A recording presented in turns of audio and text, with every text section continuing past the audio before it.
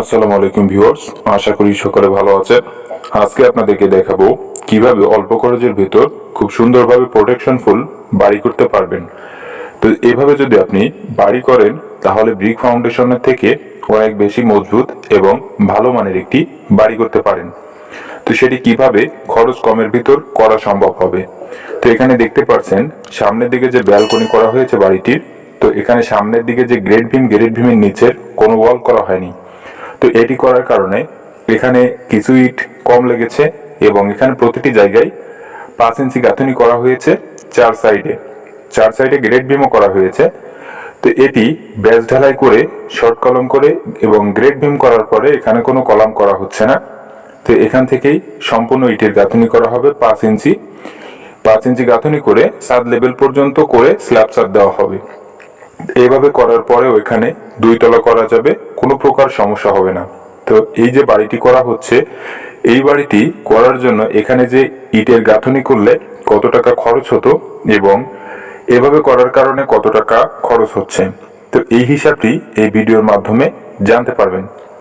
তো এখানে grade beam করা হয়েছে 10 ইঞ্চি বাই 12 ইঞ্চি করে। তো এইখানে সম্পূর্ণ জায়গায় গ্রেড বিমটি করা হয়েছে। গ্রেড বিমটি করার জন্য এখানে 5টি করে 12 মিলি রড ব্যবহার করা হয়েছে গ্রেড বিমে এবং শর্ট কলামগুলোতে 6টি করে 12 মিলি রড ব্যবহার করা হয়েছে। রিং ব্যবহার করা হয়েছে 8 মিলি রডের। তো এইভাবে করার কারণে এখানে ইটের দিক থেকে অনেকটাই সাশ্রয় হয়েছে। যদি এখানে সম্পূর্ণ জায়গায় ইটের গাঁথনি করা হতো তাহলে এখানে মাটির নিচে সিসি ঢালাইয়ের প্রয়োজন হতো এবং 25 ইঞ্চি, 20 ইঞ্চি, 15 ইঞ্চি এবং 10 ইঞ্চি গাঁথনি করে ফ্লোর লেভেল পর্যন্ত সম্পূর্ণ জায়গায় করার প্রয়োজন হতো। তো সেভাবে যদি এটি করা হতো তাহলে এখানে ইটের প্রয়োজন হতো 7000।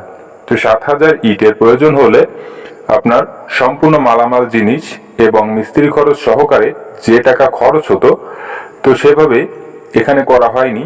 তো সেই হিসাবটি করার পরে আমাদের এই যে হিসাবটি করা হয়েছে আরসিসি ভাবে করলে কত টাকা খরচ হবে, এই দুটি সমন্বয় করার পরে আমরা এটি করেছি।